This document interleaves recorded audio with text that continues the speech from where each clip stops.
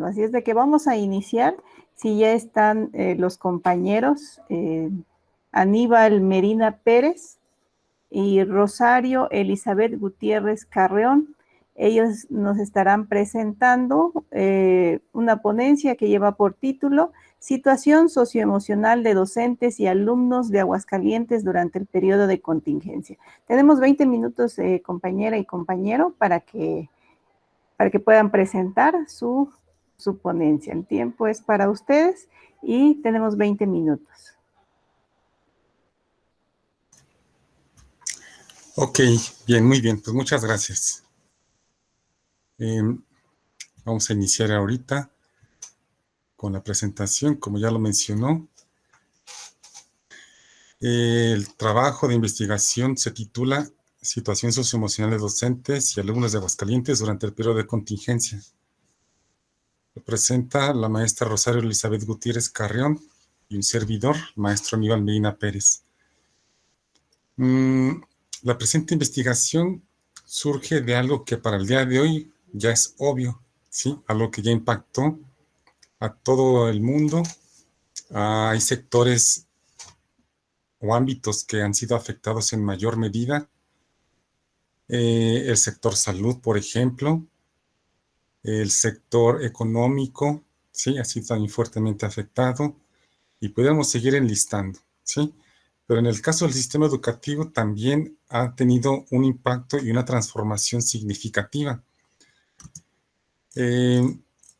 Como se ha comentado en otros espacios, bueno, es una situación que ha obligado a adaptaciones continuas y reajustes continuos de lo que se ha estado haciendo. Entonces, en el caso de educación o del sistema educativo como tal, pues hemos tenido que migrar, hemos tenido que transformar nuestro proceso de enseñanza, pasar de lo presencial a lo virtual o a la distancia o al e-learning y diferentes formas que ha tenido esto de trabajar, no como tal en la institución educativa. Hay instituciones que ya habían estado trabajando en línea y pues han mantenido su mismo esquema de trabajo. En el caso de la mayoría de los planteles educativos en México, pues era el trabajo presencial. Entonces, se ha tenido que migrar a plataformas como Google Classroom, como Schoology, Moodle, entre otras. Y también hemos tenido que utilizar algunos canales de comunicación que comúnmente se utilizaban en otros espacios, en otros esquemas de la vida social, de la vida educativa. Pues ya utilizamos preferentemente WhatsApp, utilizamos Zoom, Facebook, YouTube, Vimeo, entre otros, como un medio para acercarnos al aprendizaje y también para acercar el aprendizaje. Entonces, esta modificación en esta dinámica de trabajo, pues ha impactado, esta transformación impacta la misma dinámica del proceso educativo, y uno de los puntos en donde surgen estas dificultades es en la cuestión emocional o el ámbito socioemocional o área de desarrollo emocional, ¿sí? Entonces, el hacer una modificación completa de nuestra forma de vida, pues ha tenido un impacto en nuestra forma de percibir nuestra realidad, tanto de los docentes como de los alumnos.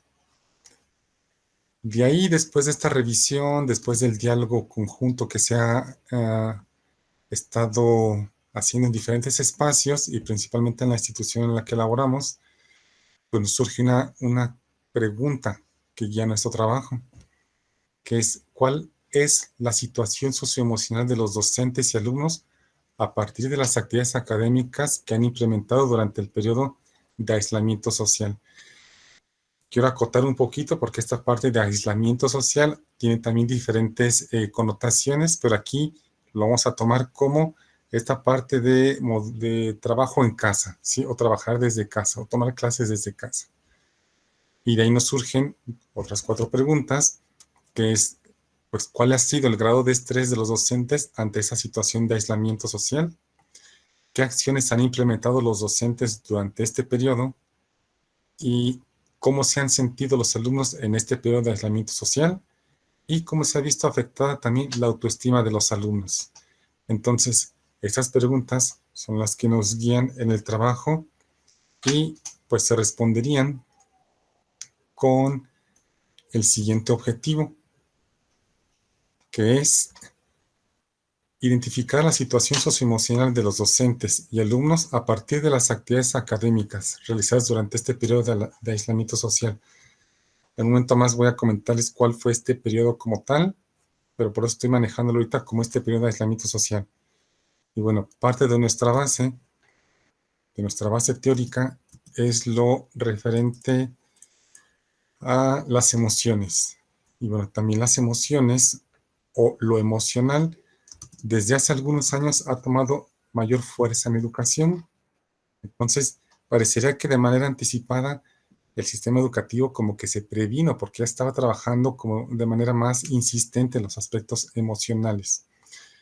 Entonces, yéndonos un poquito a esta cuestión teórica, pues bueno, la emoción es una respuesta a una condición tanto externa de mi contexto social, ambiental, físico, o una respuesta interna a lo que mi propio organismo genera. Puede ser intensa, puede ser pasajera, puede ser agradable, ¿sí? Pero bueno, lleva regularmente una connotación somática. Y cuando se exacerba, pues entonces da una reacción, se puede dar una reacción muy fuerte que nos rebase de momento, y cuando se habitúa, pues también la misma respuesta empieza a disminuir. Pero bueno, en sí la emoción tiene una raíz o es un fenómeno psicofisiológico porque se da un cambio a nivel neuroquímico que es lo que produce nuestra respuesta. No es modificable como tal, la respuesta está ahí, a menos que haya una cuestión patológica, pero la respuesta existe. Lo que posteriormente se puede modificar es la forma de responder. Entonces, esto de la emoción, que ya es una cuestión humana y que está ahí presente, ha sido estudiado para esta cuestión de sistematizarlo, de llevarlo hacia la práctica de una manera ordenada. Y es a lo que se le llega a llamar educación emocional. Por ejemplo, Vizquera nos habla de que es un proceso continuo, permanente, que debería estar o debe estar presente en todo el currículum académico, porque igual que otras disciplinas, pues impacta e influye en nuestro funcionamiento a lo largo de la vida o del ciclo vital, como lo menciona el autor. Y bueno, entonces la educación emocional debe ser conceptualizada y puesta en práctica en un contexto ordenado, en un contexto agradable, en un contexto de armonía, para entonces ir alcanzando lo que nos menciona García en 2012, estas formas de construcción de felicidad. Otros autores también como Goleman también nos hablan referente a la cuestión de la educación emocional, pero bueno, se coincide entre las diferentes fuentes es de que para alcanzar un nivel emocional sano, pues se tiene que trabajar de manera anticipada, de manera continua y de manera ordenada desde las primeras etapas de la vida. Y finalmente esto nos va a ayudar a tener mejores relaciones personales, a tener una vida más satisfactoria y a poder interactuar de una manera equilibrada también con nuestro entorno. Actualmente ya en México, pues se cuenta con lo que es la educación socioemocional. Es como se tradujo todo esto ya en nuestro modelo educativo. Y bueno, esta se ha convertido actualmente en un proceso importante en el que la población infantil eh, recibe de parte del docente se implementan actividades, perdón, para el desarrollo de ciertas habilidades específicas y que eso contribuyen a ese bienestar, a esa formación integral de la persona. Y tiene que ver con la autorregulación, tiene que ver con la convivencia sana, tiene que ver con la expresión de sentimientos. Y la escuela, pues, viene a complementar lo que se ha estado haciendo en casa, favoreciendo este proceso educativo continuo y permanente y pues potencia el desarrollo, ¿sí? Potencia la posibilidad para afrontar de mejor forma las situaciones de la vida. Entonces, tenemos hasta aquí esto de emociones, educación emocional, educación socioemocional, y se le añade una variable a partir del año pasado, marzo más o menos, que es esta cuestión de aislamiento. Hace ratito comentaba que aislamiento social se le comenzó a llamar en un inicio, después también se le llegó a mencionar aislamiento productivo, o se decía que no era un aislamiento social por cuestión emocional, sino era un aislamiento social que nos lleva más hacia el distanciamiento físico. Entonces el aislamiento social se relacionaría más con el distanciamiento físico a causa de pues, la pandemia que es conocimiento de todos. Pero aquí este distanciamiento social, este distanciamiento físico, pues tiene que ver más con mantener un espacio físico. Sí, no estamos hablando de un aislamiento por sanción, no es un aislamiento por una cuestión ajena a una cuestión de salud. Entonces, esto es lo que se nos integra en estas, como esta base teórica, y para esto, entonces, nuestra forma de obtener la información, lo hicimos desde un enfoque cuantitativo y diseño descriptivo. Tuvimos de informantes aquí en el estado de Aguascalientes a 3,466 docentes de educación básica, preescolar, primaria y secundaria. Y tuvimos de informantes poquito más de 20,000 padres de familia, madres o tutores. Entonces, es una muestra que es significativa, aunque en proporción con la matrícula total, pues estamos todavía en un porcentaje corto, se pudiera decir. Sin embargo, yo creo que esto es un acercamiento importante porque nos da como un tamizaje inicial general muy importante. Entonces, se diseñaron y se aplicaron 2 cuestionarios. El primero dirigido a los docentes, conformado por 10 preguntas.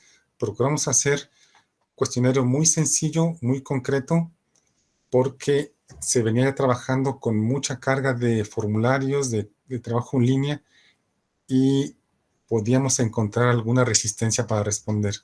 Entonces, 10 preguntas para maestros, maestras, 9 preguntas para padres de familia, madres o tutores. También procuramos hacer preguntas muy concretas, muy específicas, para que nos arrojaran la información sobre la que tenemos intención de descubrir. Ambos cuestionarios se aplicaron en un periodo de 10 días, del 2 al 12 de junio del año 2020. Y bueno, para optimizar esta aplicación y manejo de la información, pues utilizamos Google Forms para recolectar y posteriormente tratamos la información con Excel. Es un trabajo en colaboración de parte de la Escuela Normal de Aguascalientes y el Instituto de Educación de Aguascalientes. ¿Qué fue lo que encontramos en estos hallazgos?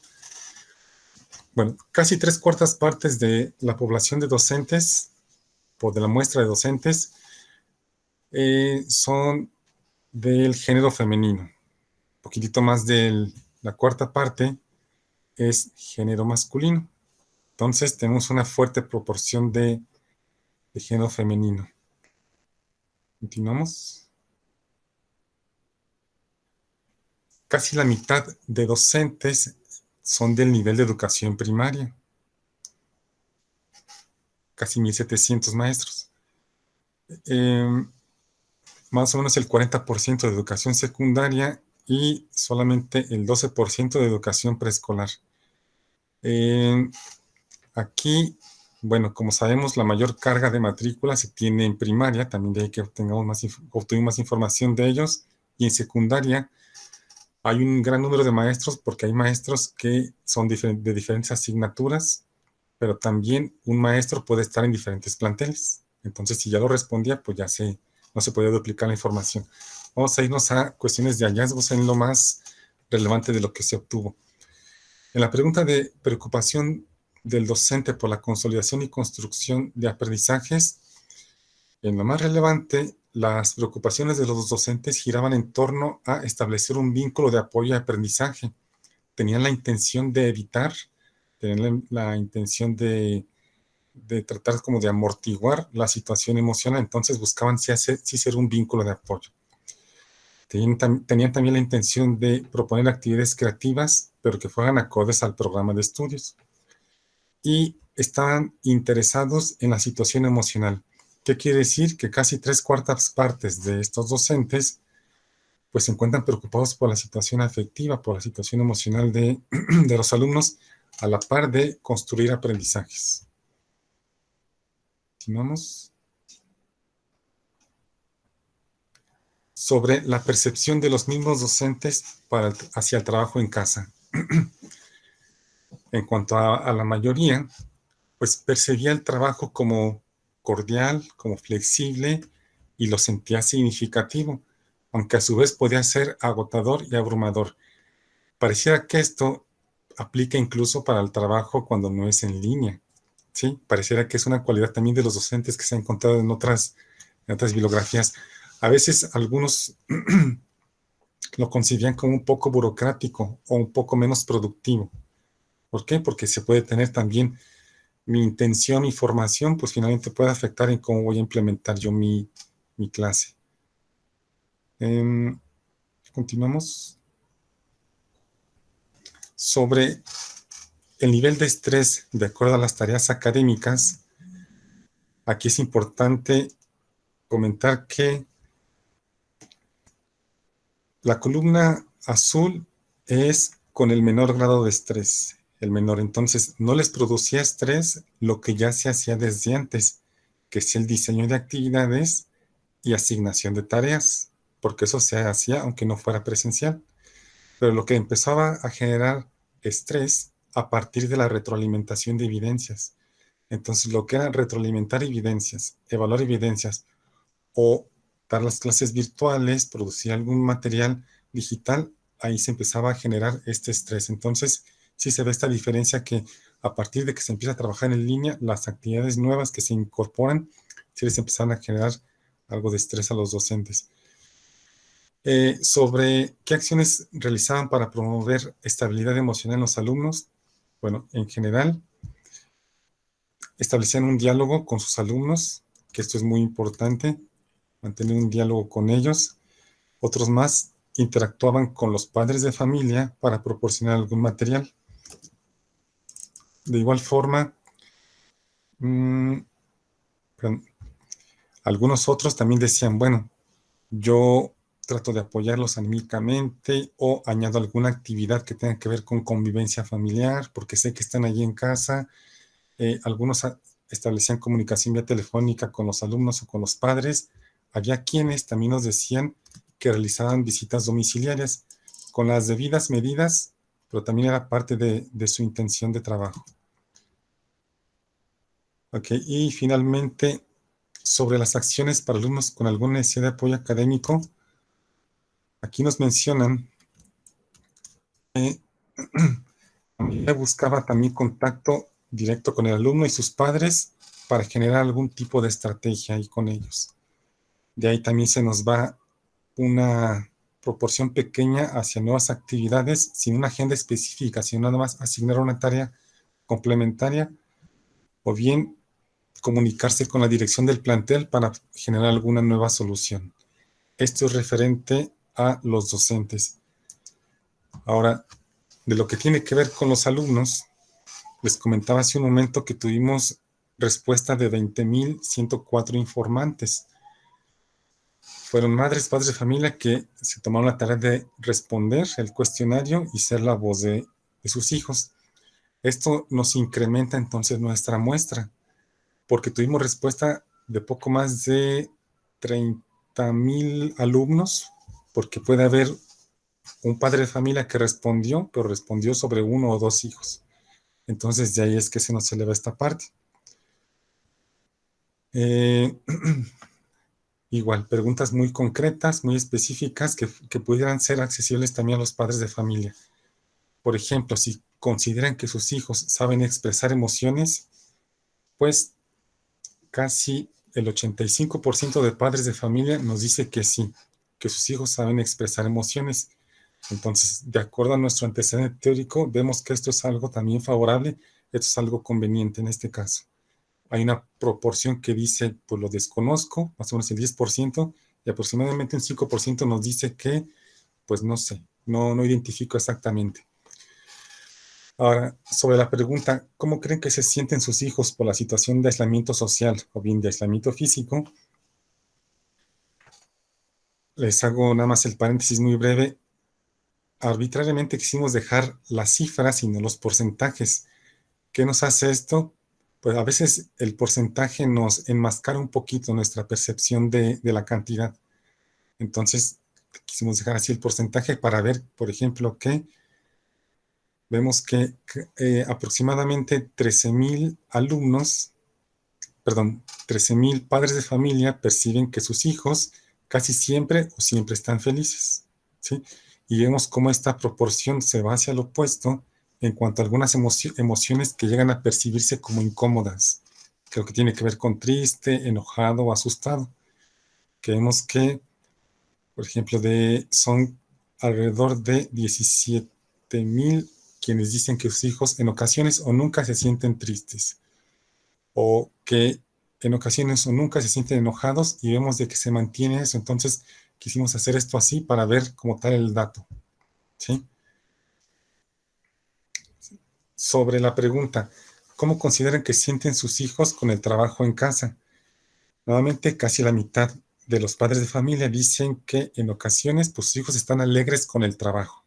¿Qué quiere decir?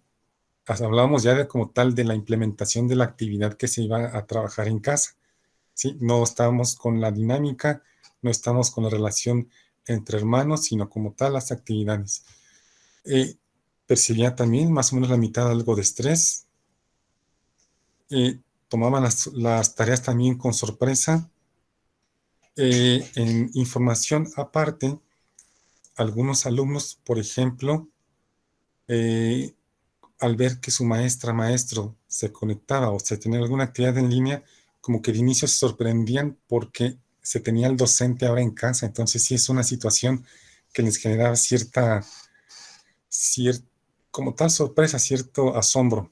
¿Sí? Entonces posiblemente por aquí esté esta parte de la sorpresa. Es importante también mencionar que 50% decían que nunca los notaban con miedo. Compañero, ¿podríamos ir cerrando, por favor? Sí, muy bien. Voy. Y bueno, las cuestiones de desesperación o disgusto, pues también es más o menos la mitad de la población. Siguiente. Sobre la autoestima, más o menos la mitad de los padres de familia mencionan que sus hijos tienen una autoestima alta, sana o equilibrada. Siguiente. Los padres de familia también realizaban algunas actividades para regular sus emociones, desde respiración profunda, interrumpir los pensamientos o las ideas que les generaban incomodidad, pensar menos en lo que se estaba generando estrés. Siguiente.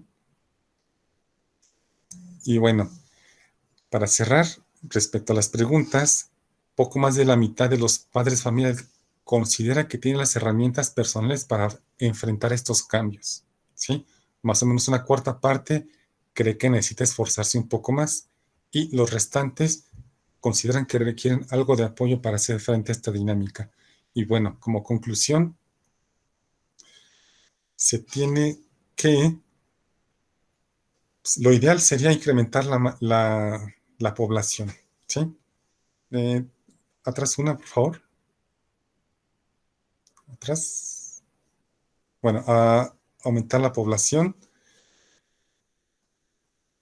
Eh, los padres de familia pueden decir quiénes como tal, con nombre y tal, le pueden decir a su maestro cómo perciben a su hijo. Entonces se puede hacer también una estrategia de trabajo. Se pueden continuar haciendo proyectos que favorezcan la estabilidad emocional, acciones también específicas desde el aula.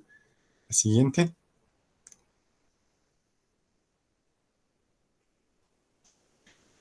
Las reuniones de consejo técnico son un espacio también conveniente para compartir experiencias exitosas en torno a la educación socioemocional. Se pueden diseñar proyectos de intervención. Incluso se pudieran, al ser Aguascalientes una ciudad muy pequeña, se pueden identificar ciertos focos rojos poblacionales en el que la dinámica afecta no nada más la cuestión educativa, sino también la cuestión socioemocional de ahí, de ese contexto. Entonces se pueden diseñar también algunas estrategias a implementar de manera comunitaria. Hasta aquí es la participación. Muchas gracias. Muchas gracias, Aníbal. Vamos a dejar las preguntas para el final, porque veo que los temas hay muchos que se relacionan, entonces para que podamos participar.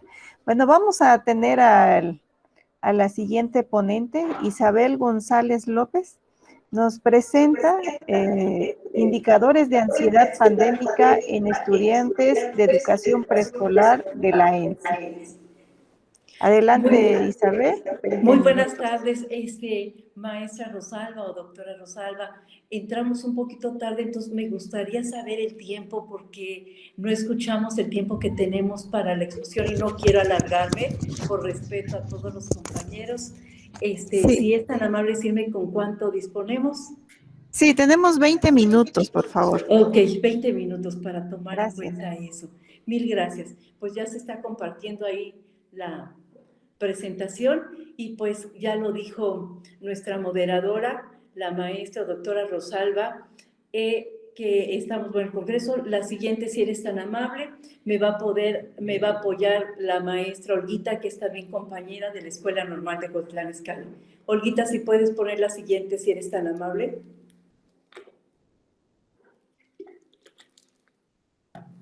¿Se durmió Olguita? La siguiente diapositiva, Olguita.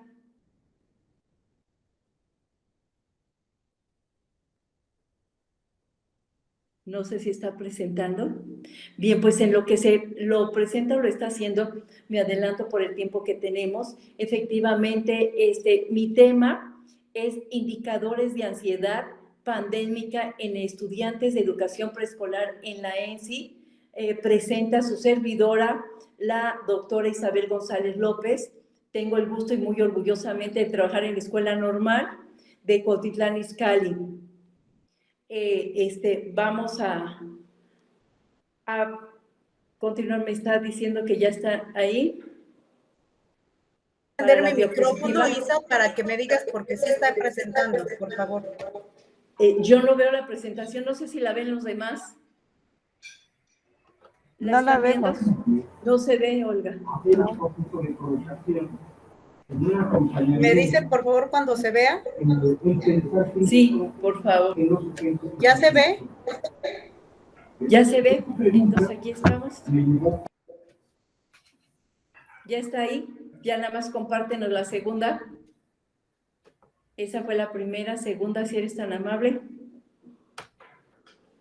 Bien, la siguiente, si eres tan amable. Muchas gracias, ustedes disculpen, ya saben que la tecnología, voy a ser breve aquí también dentro de la presentación. Bien, el trabajo que estoy presentando tuvo un propósito de realizar una evaluación de una serie de signos y síntomas relacionados con una forma de ansiedad observada durante la etapa de pandemia que actualmente aqueja a nuestro país y todo el mundo.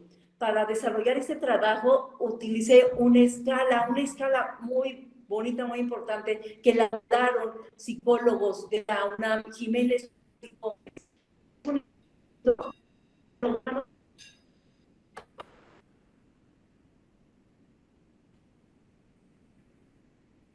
Y 9 alumnos de la educación preescolar.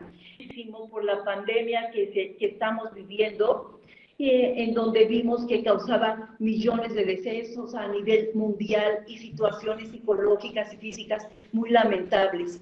El sistema de salud mundial no estaba preparado para poder resolver nada de la... teníamos la preparación en la salud, de ni siquiera hospitales, ni todas las condiciones. Esto trajo como consecuencia problemas en varios sectores y obviamente en la educación, en donde tuvimos que modificar muchas de nuestras formas de trabajo y se tuvo que impartir por medios virtuales y a distancia. Esto nos exigió a nosotros tener pues retos educativos muy importantes dentro de la educación y dentro de la evaluación. Y lo importante de este trabajo se relaciona con la salud mental de los estudiantes normalistas.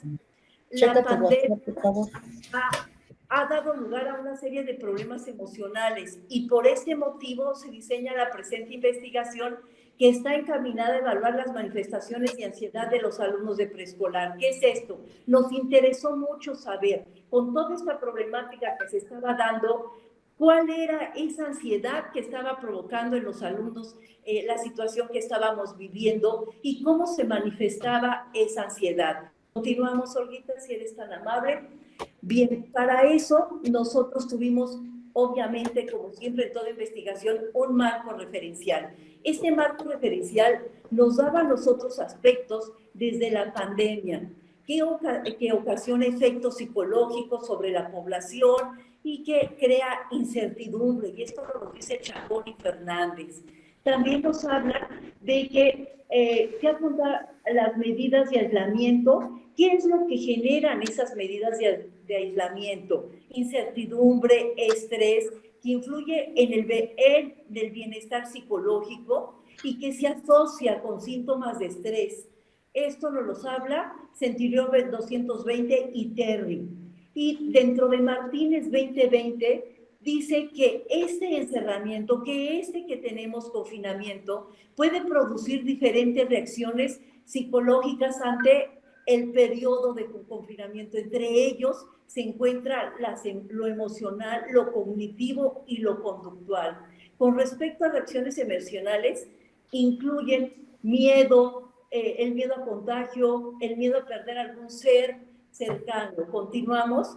Entonces, esto dentro de nuestros alumnos provocaba esa ansiedad que a veces era inexplicable. Y tenemos, durante el confinamiento se ha desarrollado problemas en la salud mental, como la dificultad para conciliar el sueño, un aumento en la ansiedad, cambios en el estado de ánimo y en el apetito que vemos que a veces es mayor o menor, y pues esto ocasiona que haya en nuestros jóvenes también reacciones físicas. Sierra y colaboradores definen a la ansiedad como la combinación de manifestaciones físicas y mentales que se atribuye a peligros no reales, que se manifiestan en forma de crisis o como un estado persistente de difuso y que llega a tener hasta el pánico.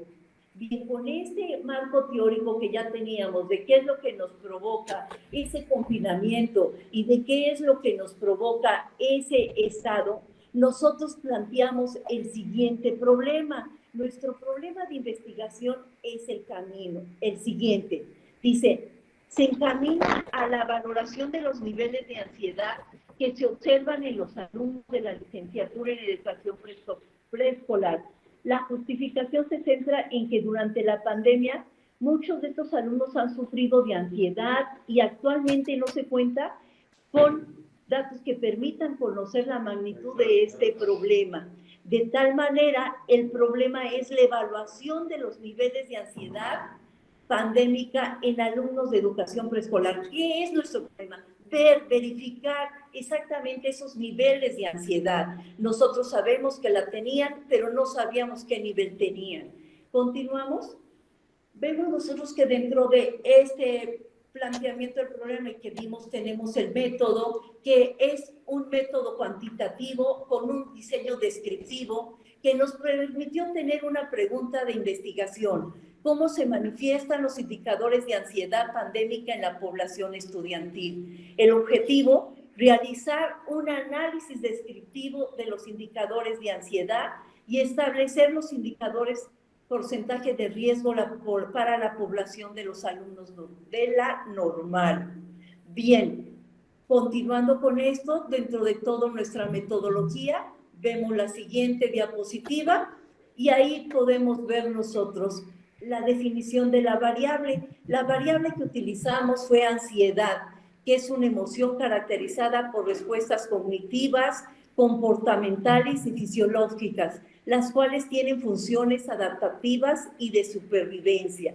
¿Qué instrumento utilizamos para poder hacer este análisis. Bien, el instrumento que se utilizó fue la escala de ansiedad de la pandemia por los investigadores de la Escuela Normal de UNAM, Jiménez y Flores Gómez, que es una escala formada por 35 reactivos en formato de escala Likert, con 4 opciones de respuesta.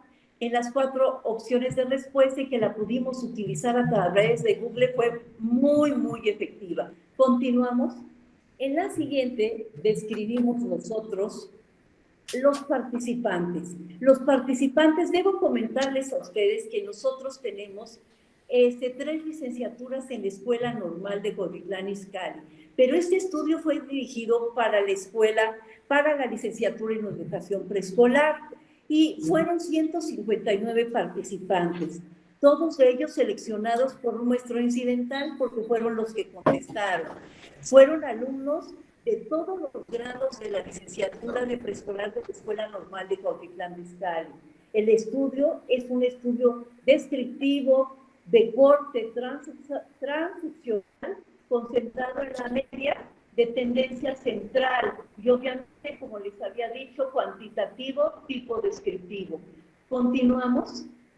Bien, nosotros les voy a presentar en esta. El diseño de estudio es un estudio de campo, se hizo de campo.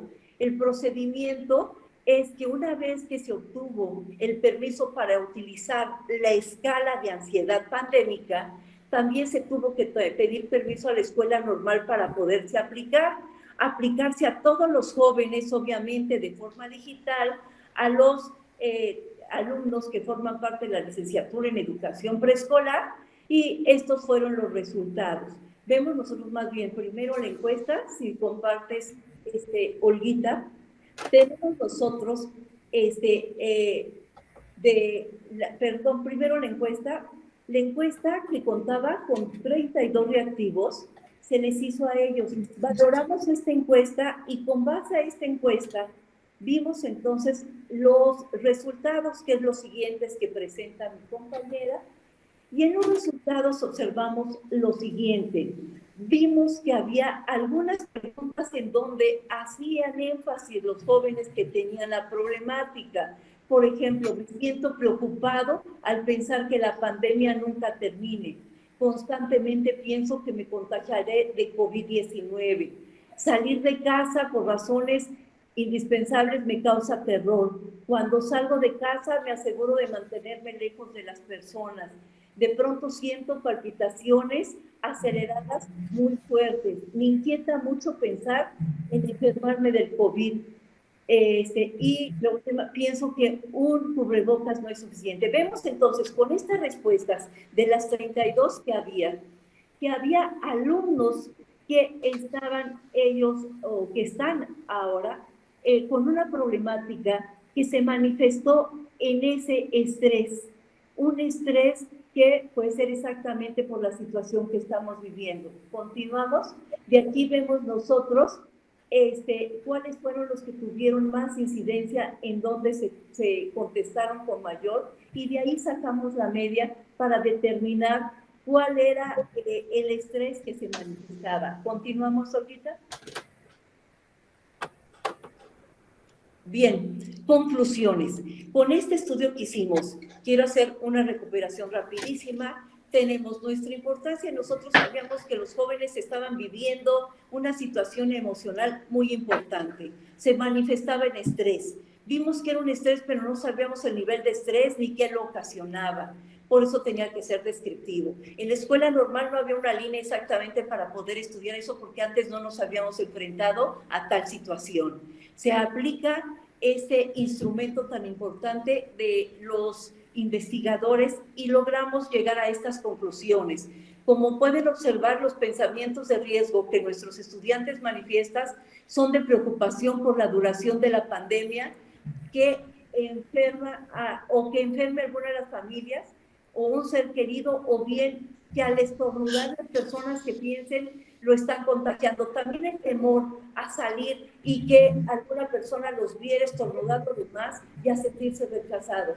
Los comportamientos que realizan los alumnos son mantenerse lejos de las personas y no tocar objetos en la vía pública.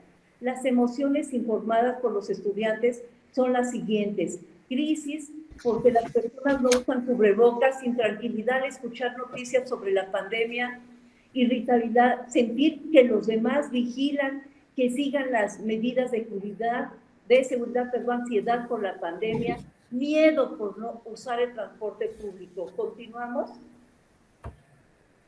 En la siguiente vemos, mientras que los estados fisiológicos son los siguientes: alteración en los horarios de sueño, cansancio y problemas de concentración. Finalmente, es de interés rescatar cada uno de los hallazgos del presente estudio para apoyar a los alumnos normalistas, principalmente con la intención de evaluar su estado emocional para un adecuado desempeño durante su trayectoria escolar. ¿Qué quiere decir esto?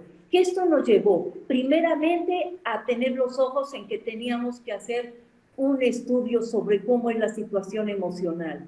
Siguiente, determinar, pero ahora ¿cuál es nuestro reto institucional? Lo hicimos en la escuela, en la licenciatura de educación preescolar, ahora que pueda ser en todas las otras licenciaturas que tenemos para tener un resultado a nivel institucional y poder tomar medidas.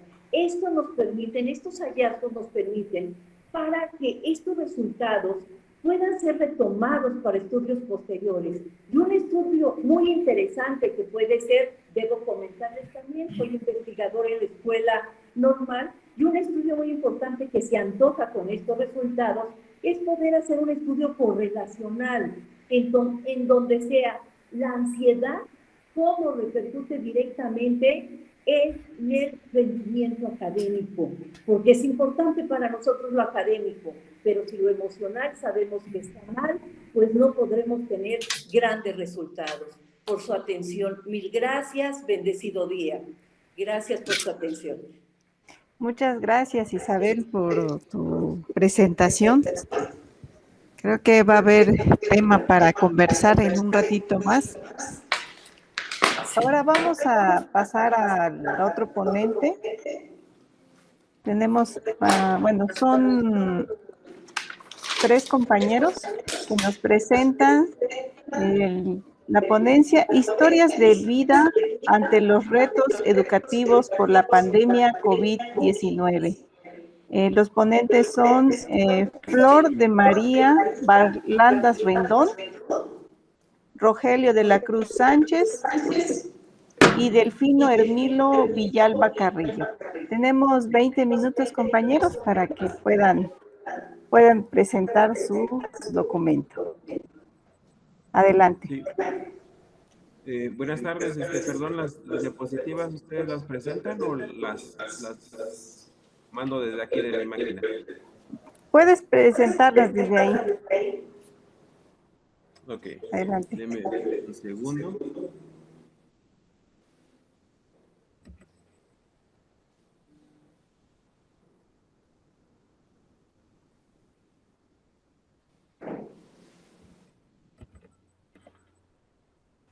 ¿Qué tal? Buenas tardes, compañeros. Saludo con mucho gusto a los colegas que integran esta mesa. Los cambios provocados por la COVID-19. También saludo pues con mucho agrado al público presente que nos ve también a través de las plataformas como Facebook. A continuación voy a presentar la ponencia que hemos titulado Historias de vida ante los retos educativos por la pandemia COVID-19. Y bueno, ya nos presentaron, efectivamente, somos compañeros, la maestra Flor de María Barlandas Rendón, mi compañero el maestro Rogelio de la Cruz Sánchez, el servidor, maestro Delfino Hermilo Villalba Carrillo. Bueno, somos de la Escuela Normal Federal, profesor Rafael Ramírez, en Chilpancingo, Guerrero. De acuerdo al panorama, el bloqueo, bueno, el estudio se centra en estas palabras claves, principalmente historias de vida, estructuras sociales, vida cotidiana, transformación líquida, tardomoderno, pedagogía del mirar, paradigma tecnopedagógico, la cultura digital educativa, la complejidad y, bueno, nuevo ser.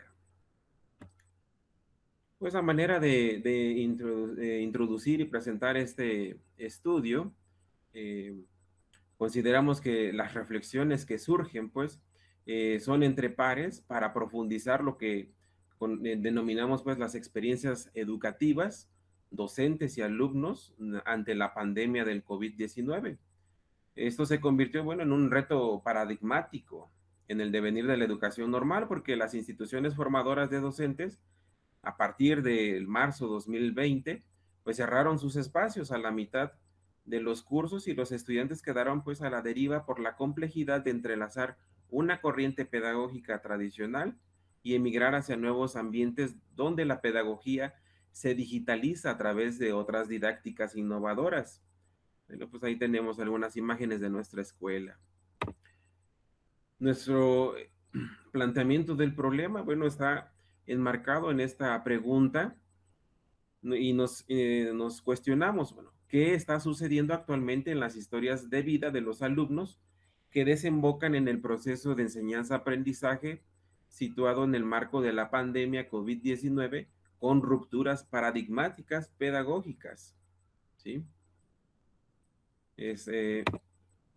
De acuerdo al propósito general, se centra en explorar las historias de vida de los alumnos y profesores normalistas de corte fenomenológico, con el objetivo central de describir y comprender cuáles son las experiencias de vida educativa derivado del confinamiento COVID-19 desde la estructura social. En ello, bueno, está inmerso lo antropológico, lo psicológico, económico, cultural, cultura digital, y en el medio ambiente con una perspectiva integral que conforma esta complejidad del tejido social. Por otra parte, la justificación de esta investigación, consideramos que vamos a obtener, ¿sí?, obtener un conocimiento más profundo de las experiencias pedagógicas ante las condiciones circunstanciales y emergentes que implica afrontar nuevos desafíos. Y sobre todo lo que nos interesa también es intercambiar puntos de vista sobre la praxis educativa y no de menos, pues, no perder de vista el enfoque humanista, ético, filosófico, axiológico y social en armonía con el entorno natural en un ser con otros, ¿sí? De la misma manera, bueno, una historia de vida también está enfocada en su ser ontológico, ¿sí? Y esto también nos lleva a la incorporación, sobre todo de esos ambientes digitales que han impactado en la implementación, pues, de la educación superior, que es, en este caso, la escuela normal.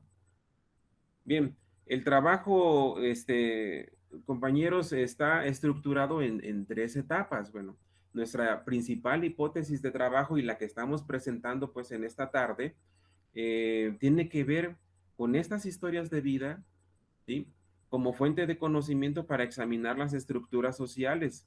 Nos estamos enfocando principalmente con los estudiantes normalistas y, bueno, donde el desafío es que hay rupturas de paradigmas educativos ante este escenario y, sobre todo, resignificar las prácticas educativas ignoradas por las miradas dominantes. Entonces, bueno, ya la segunda y tercera etapa, bueno, será para otro momento, ¿sí?, esta investigación que estamos realizando. Por otra parte, en el marco teórico, pues, que consideramos que le da cuerpo a este estudio,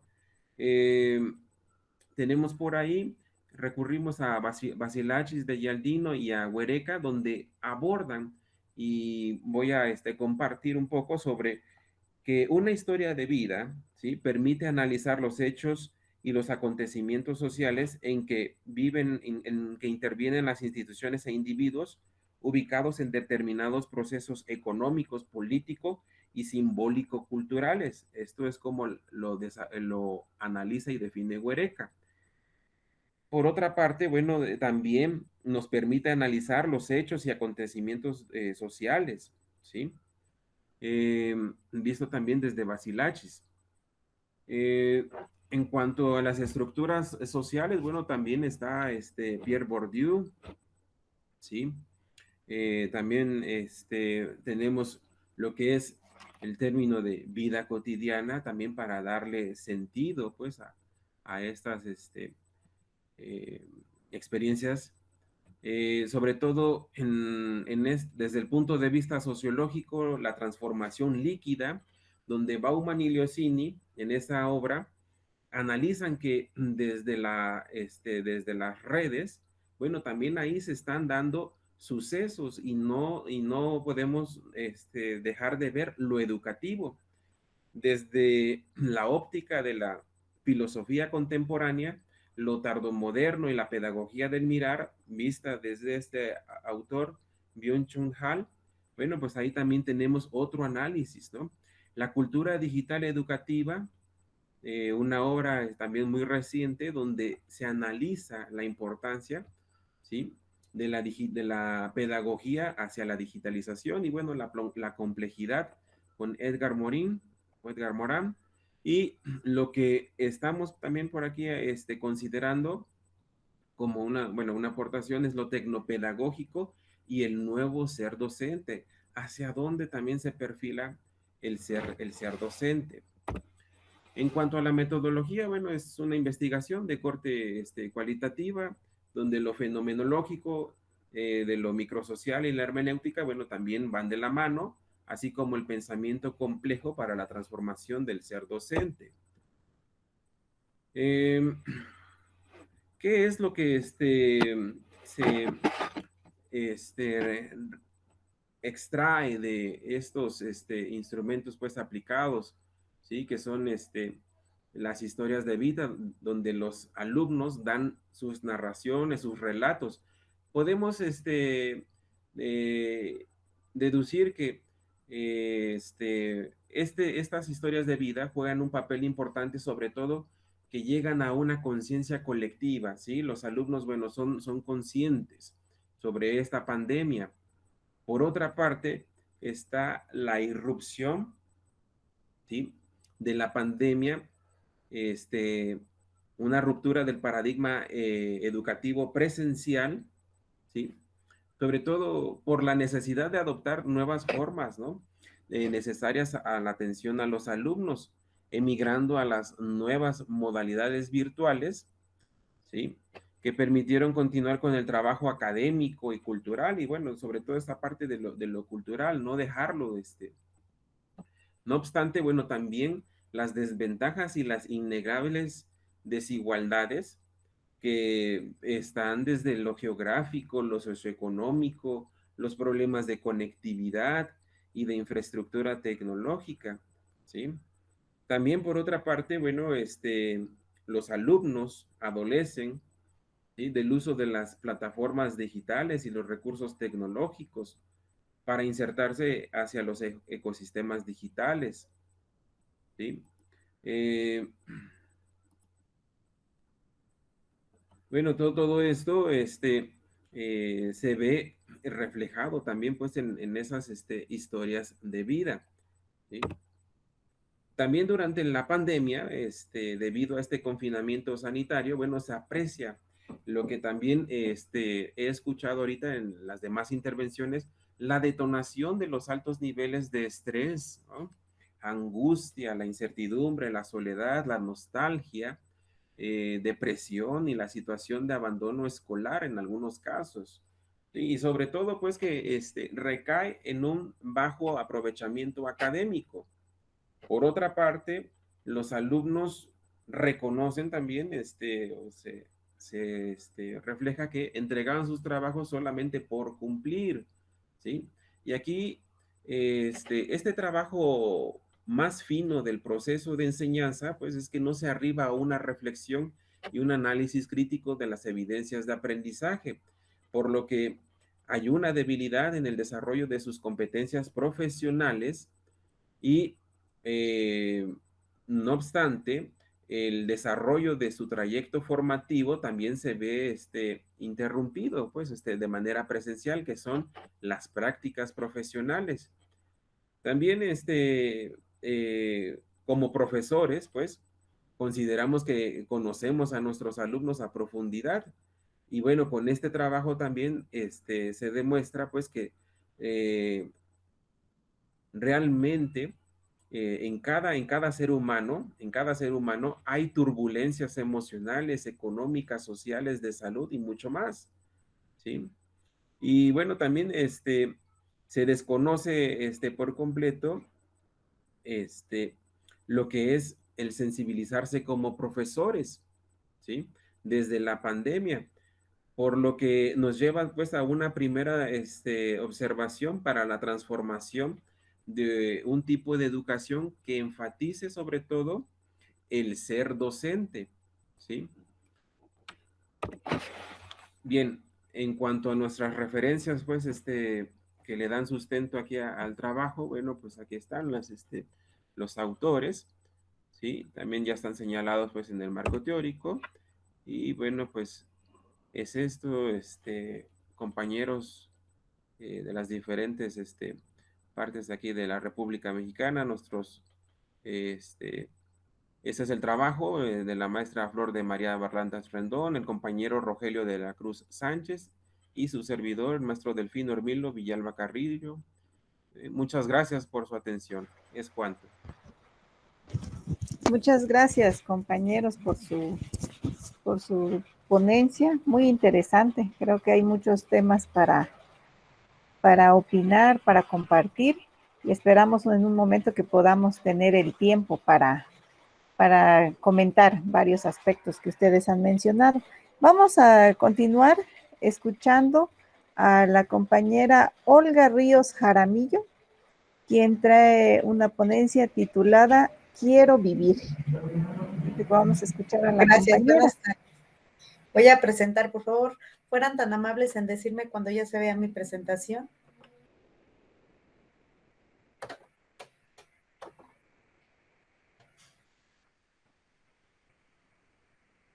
¿Ya se ve mi presentación?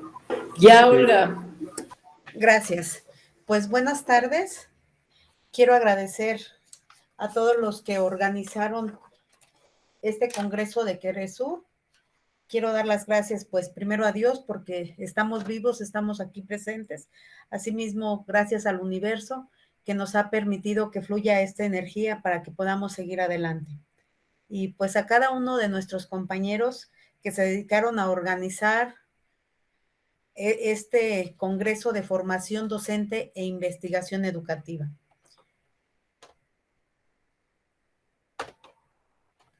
Bueno, mi nombre es Olga Ríos Jaramillo, trabajo en la Escuela Normal de Cuautitlán Izcalli.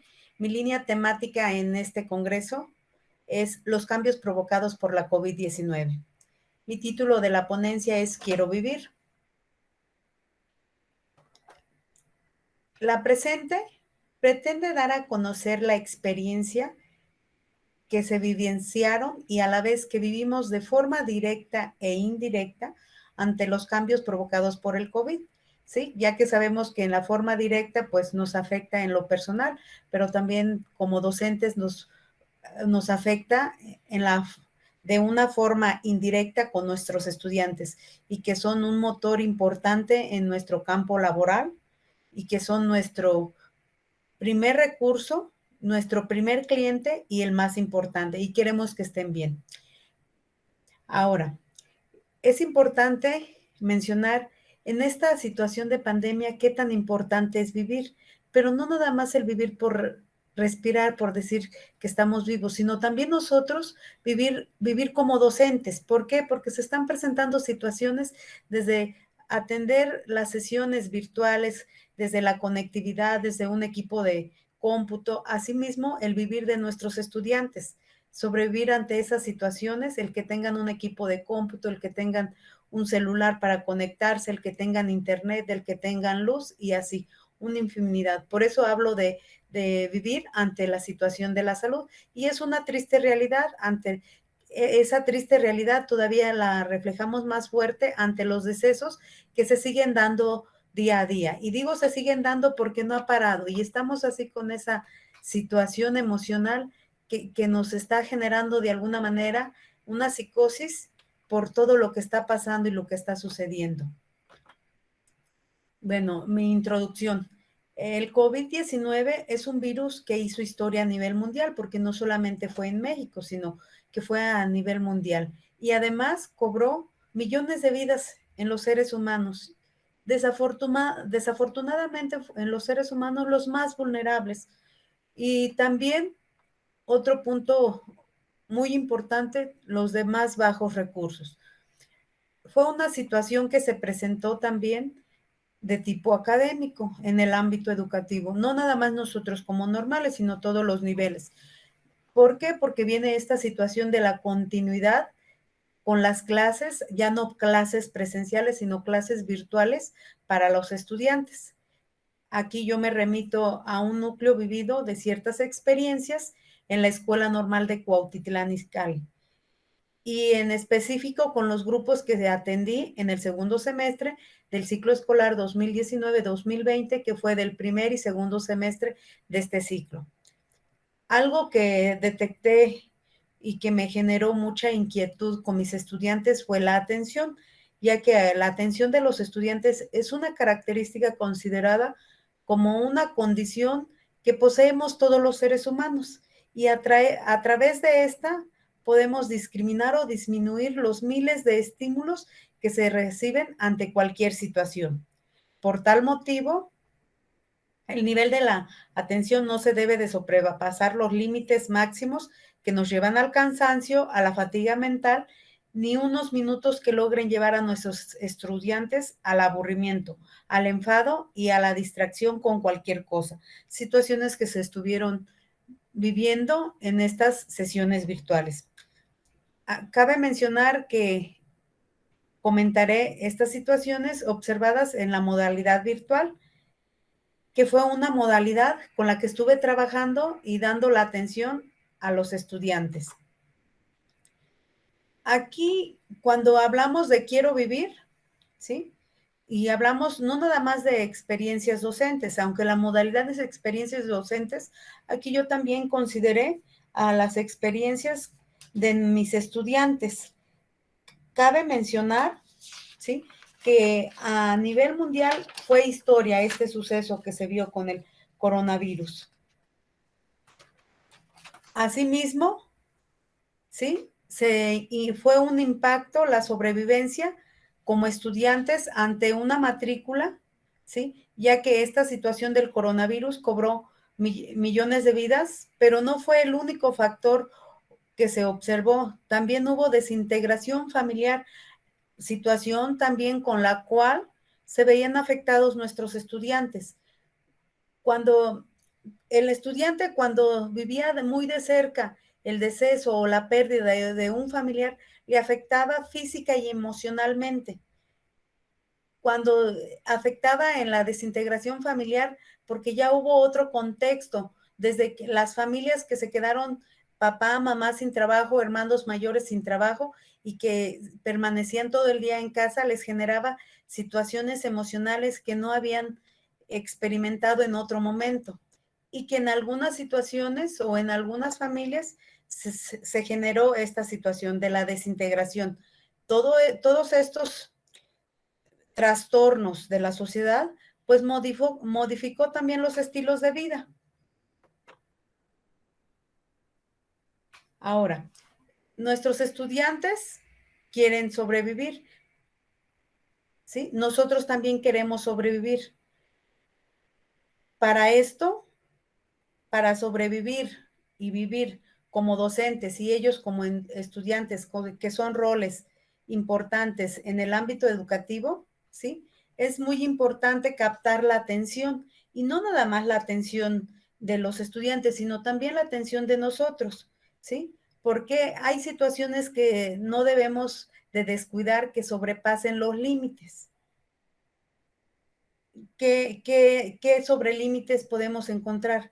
De repente nos pasaba que estábamos en la sesión, ¿sí? Y desde un problema de luz eléctrica, un problema de conectividad, que de repente se les iba el internet, un problema que de repente se conectaban desde el teléfono celular, ¿sí? Y no sabían cómo encender el micrófono para participar, o de repente sucedía, ¿sí?, que cuando no les permitía alguna situación de conectividad, pues empezaban con situaciones que les fueron generando, ¿sí?, cuestiones emocionales, pero no nada más les generaba esto en el ámbito educativo, sino también en el ámbito del entorno familiar, en el hogar. De repente empezaron a generar situaciones de aburrimiento que ellos comentaban, de enfado, de frustración, de desesperación, y que estos mismos, ¿sí?, ya no les permiten a los estudiantes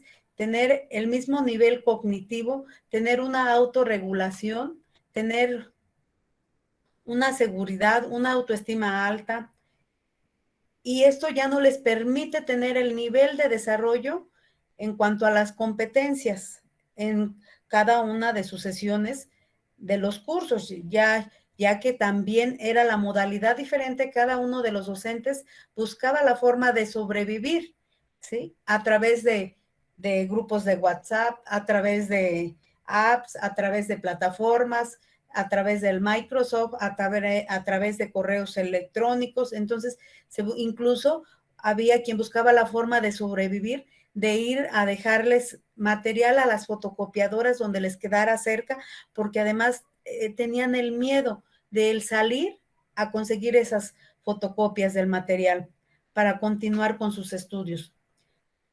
Con esto me remito, ¿sí?, a ya muy particular lo que vivimos con estos grupos durante este ciclo escolar. De una forma muy rápida voy a mencionar cómo fui manejando las sesiones.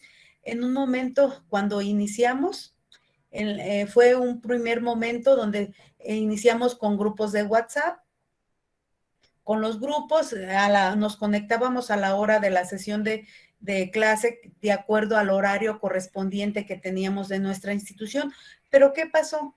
Empezaron a saturarse las memorias de los celulares. Empezamos a tener problemas de que no nos permitía ya abrir el mensaje, no nos permitía descargar el archivo, no nos permitía subir el archivo. De repente, cuando hacíamos trabajo de equipo o trabajo colaborativo, que se hacían los equipos, de repente se perdía la comunicación o se distorsionaba, porque resultaba que al mismo tiempo que escribía Juanito, escribía Leti, y cuando Leti estaba respondiendo a la primera situación, entraba la respuesta de Juanito. Entonces había ese descontrol de esta información. Posteriormente de ver esas situaciones que estuvimos viendo de lo que es el WhatsApp, trabajamos en el Classroom. Empezamos, así como los alumnos y su servidora, estuvimos aprendiendo, experimentando, porque ni ellos ni su servidora teníamos la experiencia de esta plataforma. Empezamos a hacer investigación en Internet, compartimos experiencia de investigación.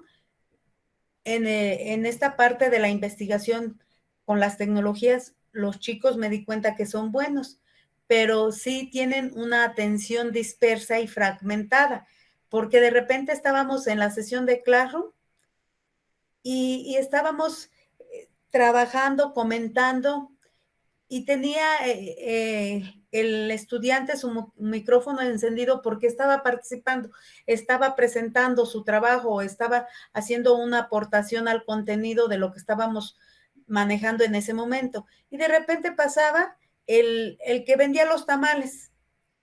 Cabe mencionar que estoy hablando del Valle de México, donde hay servicios desde el que vende tamales, desde el que pasa comprando los colchones, estufas, etcétera, utensilios viejos.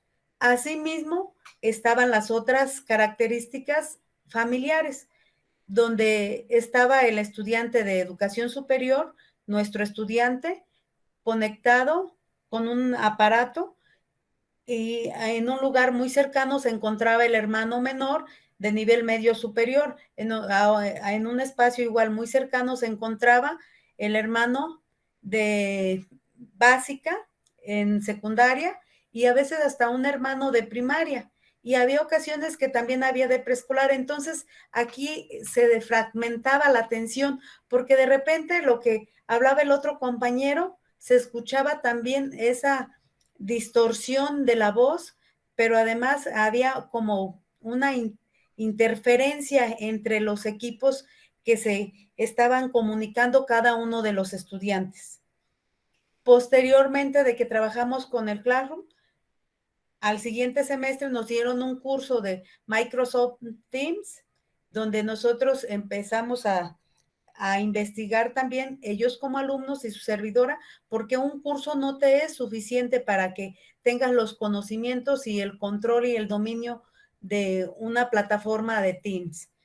Continuamos trabajando con Teams y se seguían dando estas características de la atención dispersa y fragmentada.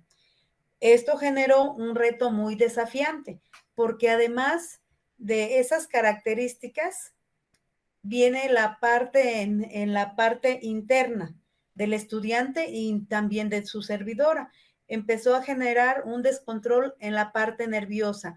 Los nervios se empezaron a alterar, empezó a haber pérdidas de sueño, empezó a haber situaciones de enfado, de fatiga mental y algunas otras. Empezó a haber preocupación porque de repente empezaron a fallarles la parte de la conectividad, a fallarles los equipos, a fallarles incluso la luz y así. Posteriormente me di cuenta que también empezó a darse una situación importante, la falta de conocimiento, ya que de repente cuando subían los trabajos, me daba cuenta que aunque los chicos permanecían conectados, ¿sí? Aunque se les pedía que encendieran sus cámaras, que encendieran sus micrófonos, de repente pasaba que no había ese conocimiento y se reflejaba en las tareas, se reflejaba en los trabajos, durante las sesiones se reflejaba en la participación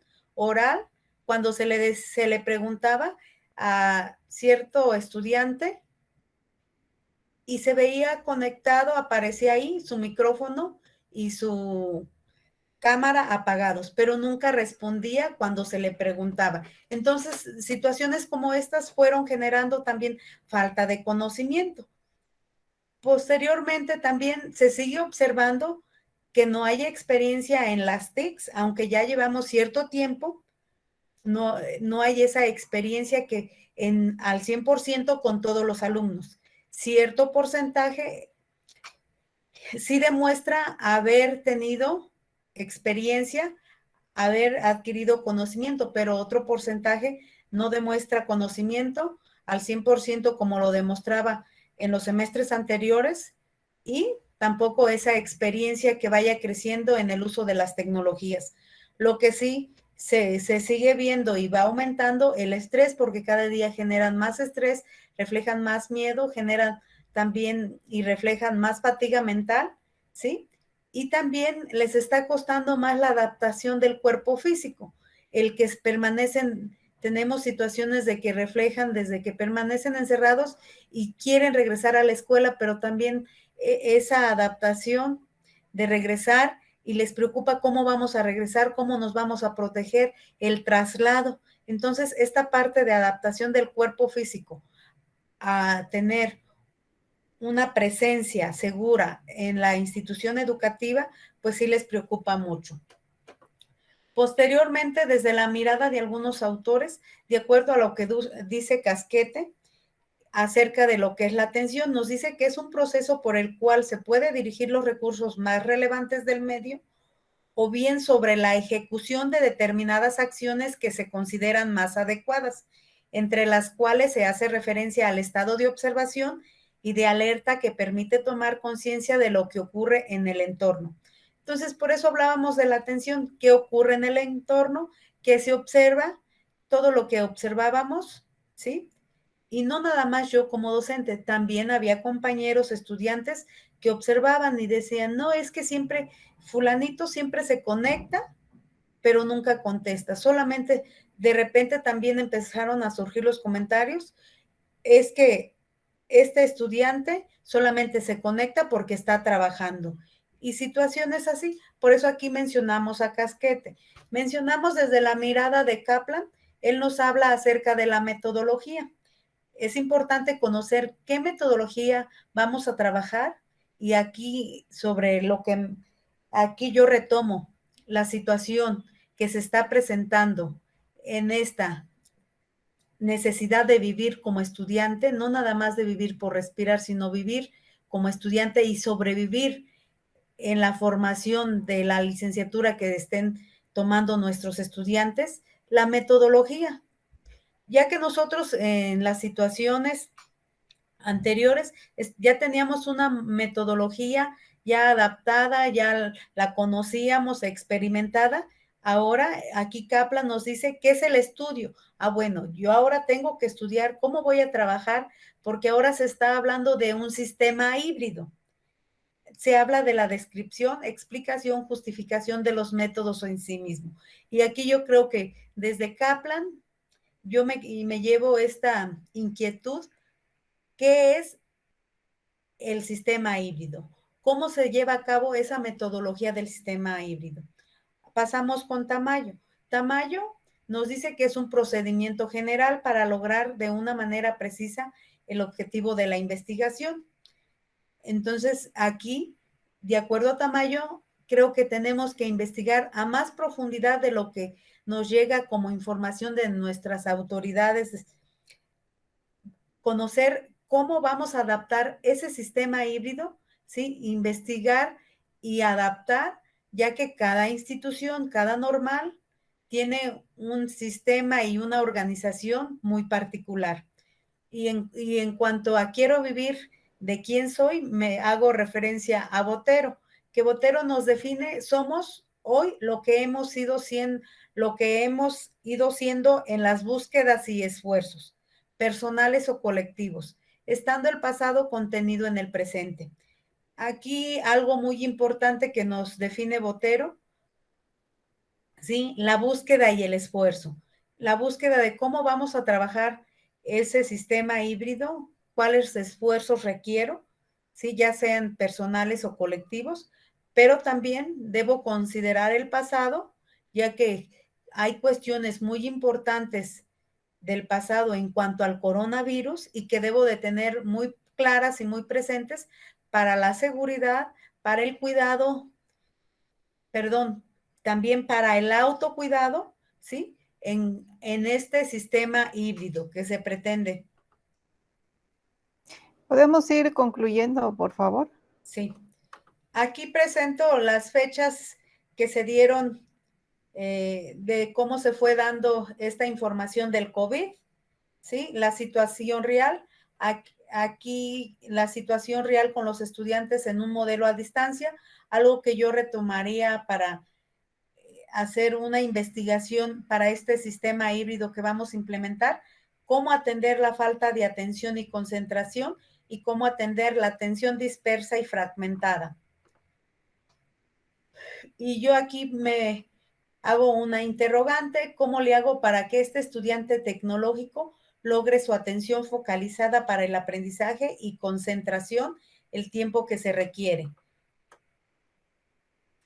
Aquí yo me retomaría a investigar lo que es la falta de atención, la falta de concentración, ya de una manera directa con mis estudiantes, por qué tienen la atención muy dispersa y fragmentada, cómo desarrollar las habilidades de pensamiento múltiples para este sistema híbrido.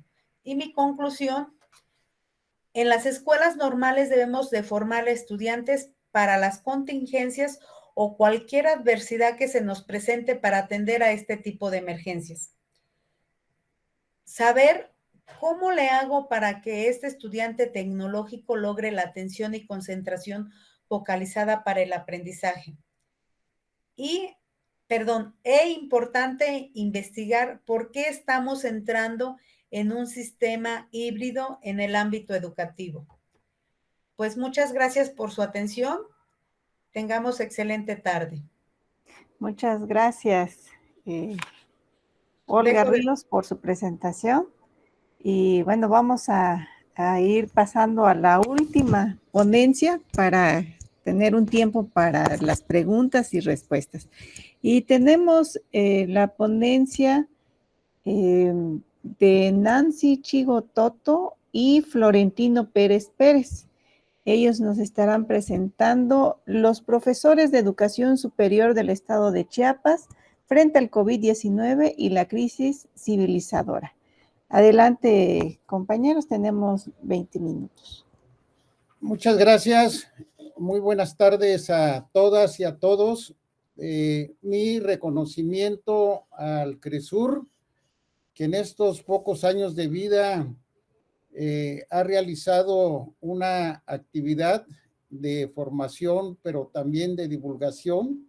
Prueba de ello es este congreso de carácter internacional y pues mis felicitaciones. En los primeros meses del año 2020 se oscureció el mundo y entramos a un confinamiento social. De Sousa Santos dice que la pandemia del coronavirus es una especie de autopsia social y algo de parto inaugural. Abrió las venas del mundo y nos permitió ver las entrañas de muchas monstruosidades. La pandemia no da opción.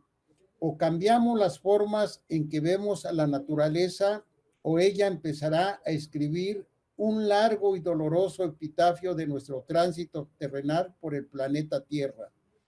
El futuro puede comenzar hoy para construir un nuevo modelo civilizatorio. La pandemia es un acontecimiento sin duda inédito que abre la posibilidad de repensar y de reinventar el mundo que habitamos. Este es uno de los retos que nos deja esta crisis que aún seguimos viviendo en su tercera ola. Es inevitable que en estos tiempos que vivimos y en los que vendrán, al hacer lectura de realidad, hablemos de una crisis civilizatoria y sus consecuencias. Hay un amplio consenso de que estamos ante una crisis global. Lander se pregunta, ¿de qué crisis estamos hablando? Estamos frente a una crisis sistémica con diferentes emergencias globales y locales en las dimensiones ambiental, energética, alimentaria, migratoria, de salud y económica. No se trata de un nuevo ciclo recesivo del capitalismo, dice Roger Bartra, sino de un quiebre histórico. De ahí que sea pertinente preguntarnos, ¿la vida humana en su tránsito terrenal podrá sobrevivir en este modelo de crecimiento, destrucción sin fin? ¿Seremos capaces de fortalecer nuestra capacidad de razonamiento, pero para contribuir a contener el colapso del planeta? Evidentemente estoy hablando de los profesores, de nosotros. La crisis civilizatoria se manifiesta, entre otros aspectos, en la degradación del planeta mundo y la pérdida del sujeto que está claudicando ante sus propios límites y ha contribuido a la depredación de su entorno, tierra, naturaleza y vida, generando una especie de disolución, devastación y desolación de los territorios. En esta inflexión del modelo económico capitalista neoliberal y en su lógica de desarrollo, destrucción, el planeta mundo se encuentra colapsado y con daños estructurales, algunos de ellos irreversibles. Tenemos también una pobreza del mundo, una carencia. El carecer no es una simple ausencia, es no tener algo que debería estar, dice Heidegger, o mejor, el tener una privación. Aclara que la pobreza es de mundo, es tener mundo al modo de no tenerlo. Lo que se tiene no es un mundo efectivo, históricamente articulado. Esta privación de mundo refiere a la posibilidad de tener un mundo histórico y no un mundo artificial, virtual, evanescente, vacío, como el que señalaba Lipovetsky, entre otros autores, o el mismo Bauman. En efecto, entre otros efectos del modelo neoliberal que nos ha conducido al empobrecimiento del mundo, está la carencia de plenitud y la pérdida de sentido que ha escindido al sujeto de su mundo. Es decir, hoy navegamos entre la realidad que sí es la realidad real y la realidad virtual. Navegamos y nos extraviamos en el sinsentido del vacío, y ahora más con esta mediación de las tecnologías en este confinamiento social. Sin duda que somos presas de estos artefactos tecnológicos y digitales. Castell dice que probablemente más que nunca el paradigma tecnológico actual ha penetrado profundamente en el núcleo de la vida y la mente y ha alterado las subjetividades. Esta realidad digital cambia velozmente, que es imposible alcanzarla, sincronizarse con ella o ponerle límites. La innovación tecnológica y la velocidad, sin duda, son huellas y características de esta impronta tecnológica. ¿Cómo evitar que el mundo circundante tenga una lejanía ontológica producto de la pérdida de sentido en su habitar y en el olvido del mundo? Es decir, cómo los seres humanos construyen o dejan de hacerlo sus proyectos mediante los cuales dan contenido a sus horizontes de ser y a sus expectativas de vida. No tenemos tiempo de nada, la velocidad, el trabajo, el sinsentido nos absorbe y no pensamos en lo trascendente, sino en lo pragmático, en lo inmediato, en lo evanescente. Estar en el mundo, sentirse en él, ser parte de él, es el inicio para superar esta pobreza de mundo de la cual hablaba ya Heidegger. Hay que volver a la realidad, dice Han, pensador coreano que ya lo mencionaron en algunas otras participaciones que me antecedieron. Dice Han que cada vez se pierde más en el mundo digital que no conoce el dolor ni tiene cuerpo. ¿Cómo llenar la vida de mundo? ¿Cómo trascender el modo de ser y estar en el mundo que ha impuesto el neoliberalismo? Los profesores frente a la pandemia.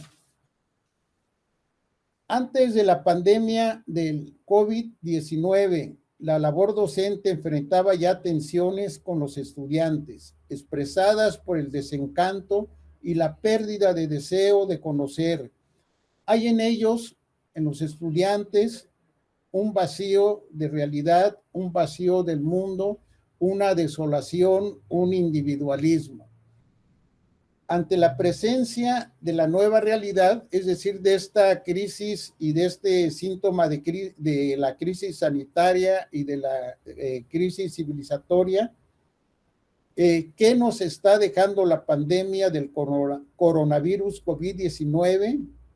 ¿Qué competencias? Ya lo señalaba la compañera anterior de la Normal de Cuautitlán Izcalli, de estas competencias docentes para vivir.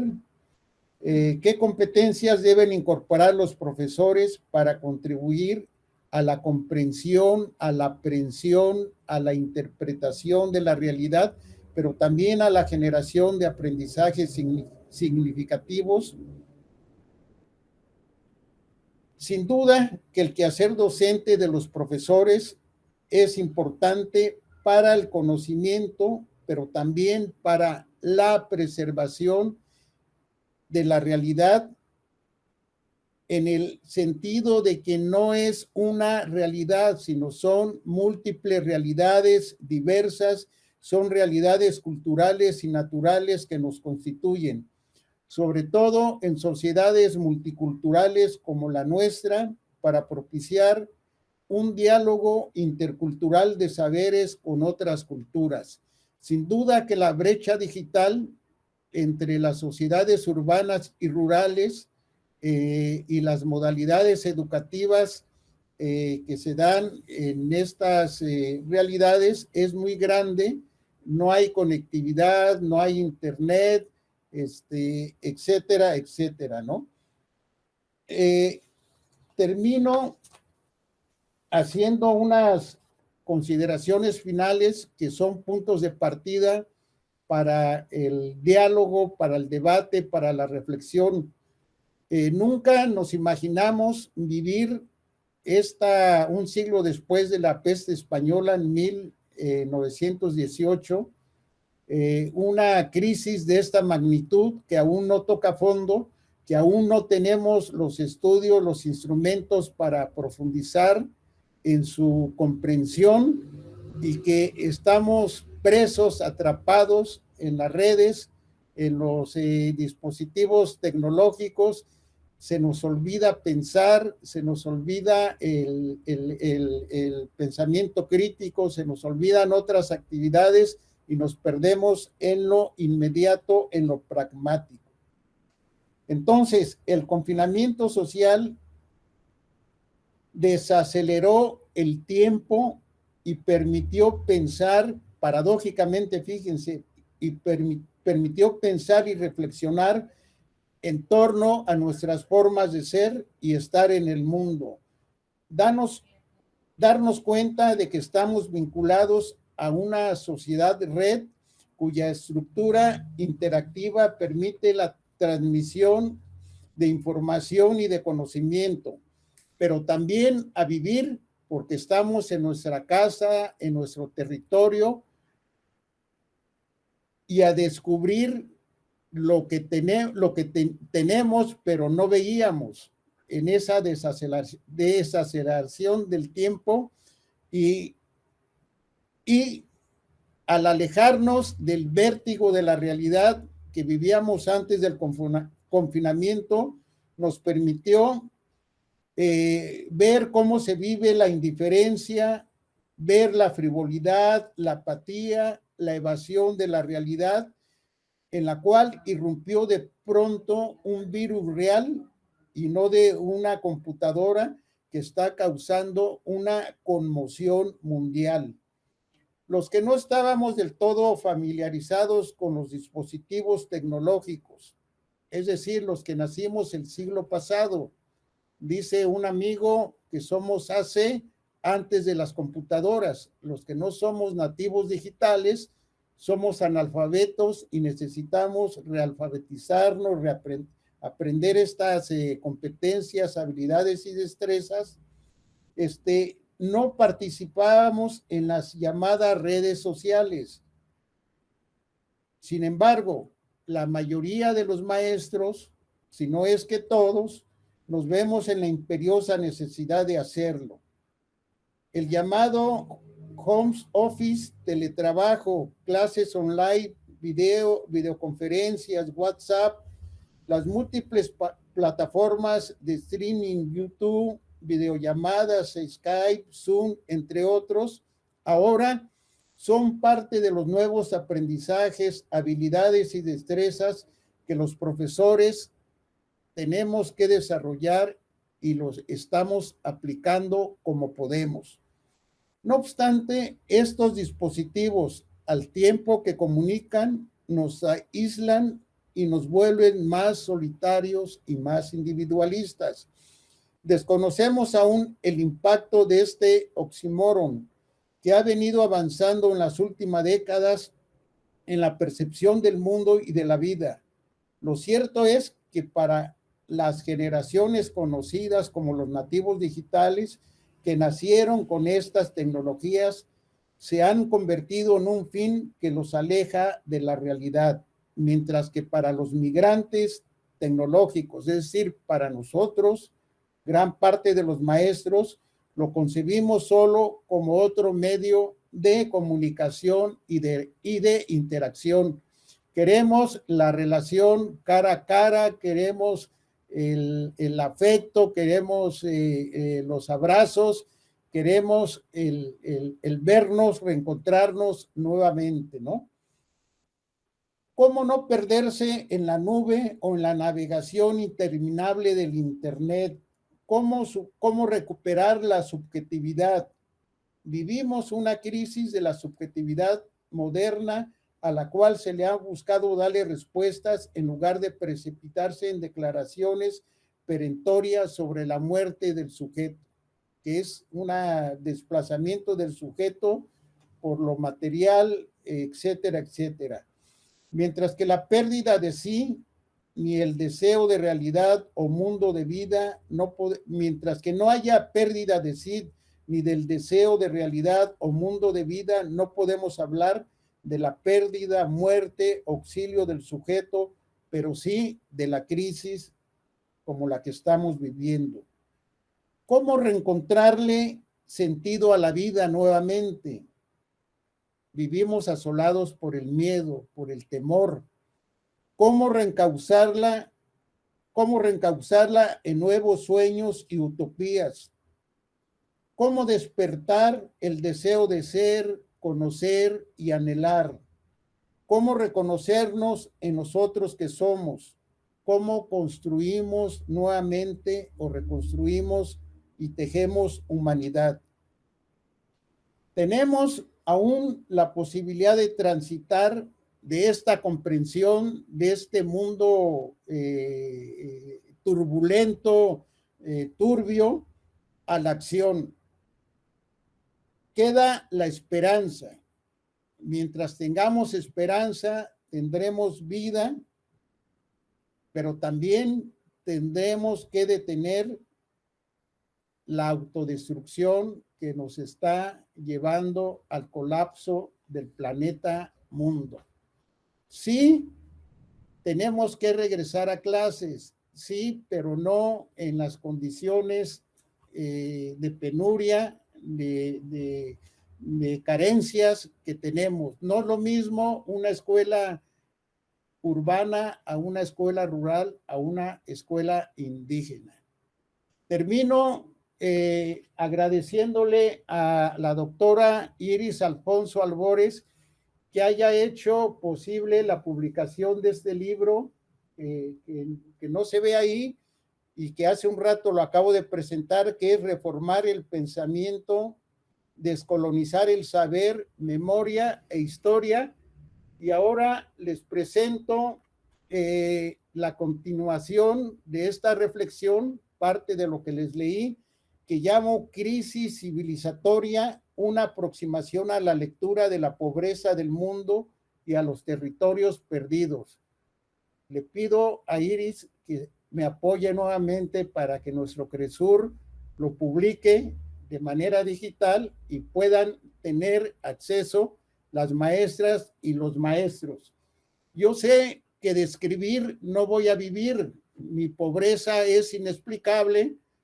Cuando dicen que Florentino Pérez es el dueño del Real Madrid, el dueño de constructoras, y yo digo, ese no soy yo soy de una pobreza explicable, pero de un corazón, de una solidaridad, pero sobre todo de una imaginación que quiero compartir con ustedes en los libros que he publicado. Muchas gracias por escucharme. Muchas gracias por su presentación. Y claro, vamos a esperar la publicación de su ponencia. Bueno, pues felicitaciones a cada uno de los ponentes. Muy buenos temas, la verdad. Una lástima que no tengamos mucho tiempo para comentar, pero han ustedes compartido su trabajo de investigación, han compartido sus vivencias a partir de esta pandemia, ¿no? Y la verdad es que en lo personal me hicieron pensar también en lo que nosotros vivimos en la universidad.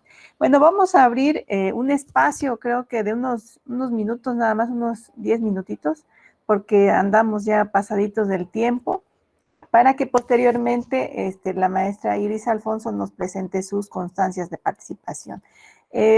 No sé quién quiera participar, puede levantar la mano y comentar de manera concreta sus preguntas, sus comentarios acerca de las presentaciones de los ponentes.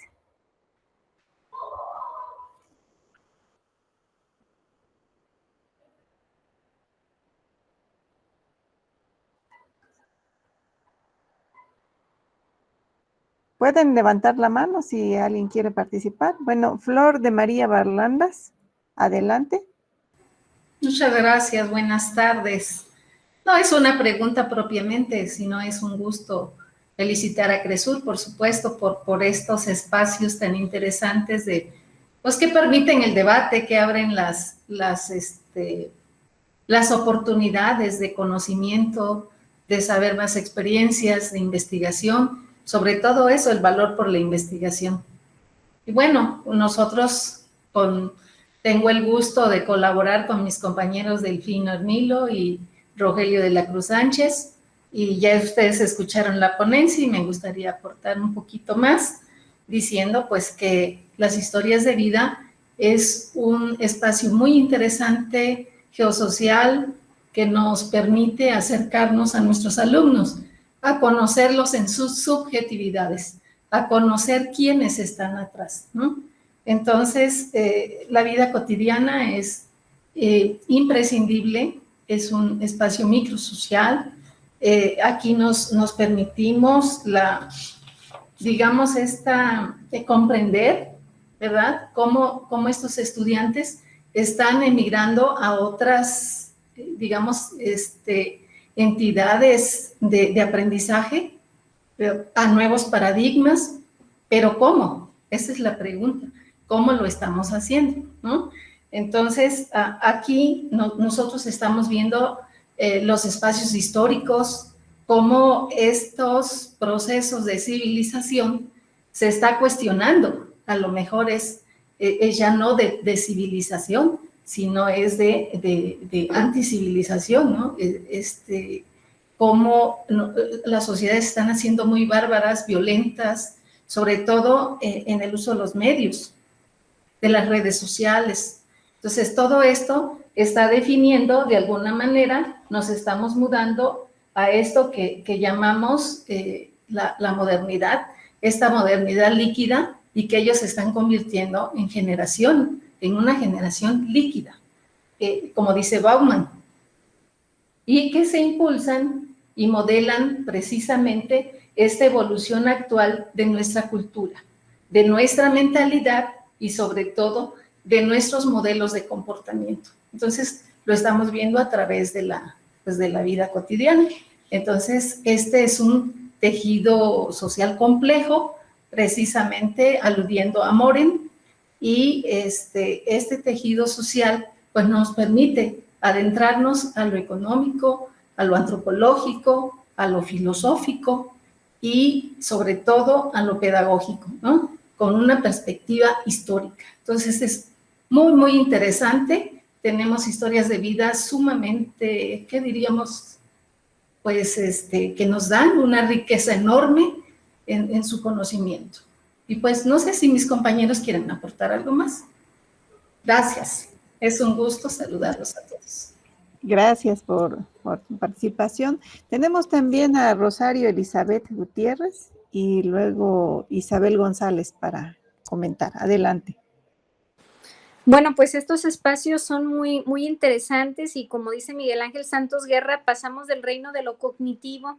Antes asistía uno a congresos y las ponencias eran enfocadas a todos esos procesos cognitivos de los alumnos y pues ahora se ha dado un giro impresionante, ¿no? Después de tanta polémica con los estilos de aprendizaje, ahora nos importa el reino de lo afectivo, cómo está el alumno, cómo se siente el alumno.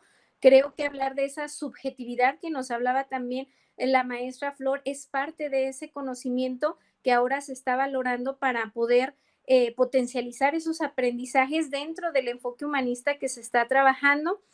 Yo me voy muy enriquecida con las ponencias que acaban de presentar y aunque algunas, como la de nosotros, es de corte cuantitativo, pues nos da un antecedente para poder entrar a un corte cualitativo y poder empezar a hacer otras investigaciones como estudios de caso ya de sujetos pues específicos o bien como dice el maestro Delfino de historias de vida, pero lo importante es generar ese conocimiento para poderlo utilizar en las aulas de tanto de normales como de educación básica. Entonces, pues no, muy, muy satisfecha y sobre todo, aunque todavía hay diálogos de investigadores que dicen que no importan las emociones y que no importan los estilos de aprendizaje, creo que estos espacios confirman de que somos seres humanos y que sí importa para que las personas puedan sentirse a gusto y puedan rendir mejor. Muchas gracias. Muchas gracias por su aporte. Claro que sí. Hoy en día es muy importante el autocuidado de las emociones, ¿no? Y el primer trabajo que escuchamos, pues fue precisamente el tema que se abordó. Y lo más, a mí me parece que este espacio ha sido enriquecedor porque vemos la metodología cualitativa y cuantitativa. Y creo que la suma de todo eso, imagínense un trabajo donde se pueda reunir historias de vida de estas situaciones emocionales de los estudiantes, y créanme que sería un trabajo muy, muy enriquecedor y que aportaría mucho a comprender lo que está pasando hoy en día en nuestra sociedad. Bueno, tenemos a la compañera Isabel González. Sí, muchísimas gracias, maestra Rosalba.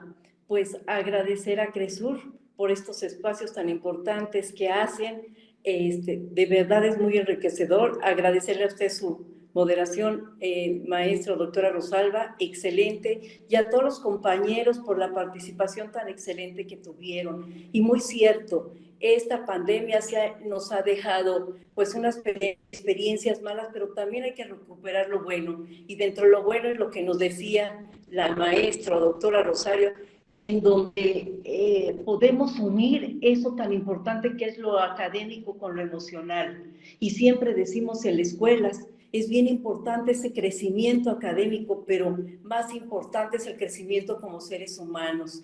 Y esta pandemia nos ha dejado el cuidado de las emociones y también recuperando lo que nos dicen de toda la investigación, que las investigaciones no es que estén peleadas o que estén distanciadas entre lo cualitativo y lo cuantitativo, sino que se complementan y que ahora se está rescatando mucho todo lo cuantitativo para darle sustento, fortaleza a los estudios cualitativos, para con esos datos duros poder dar pues nosotros con más fuerza nuestros comentarios y sugerencias. Agradecerles a todos porque ha sido muy enriquecedor.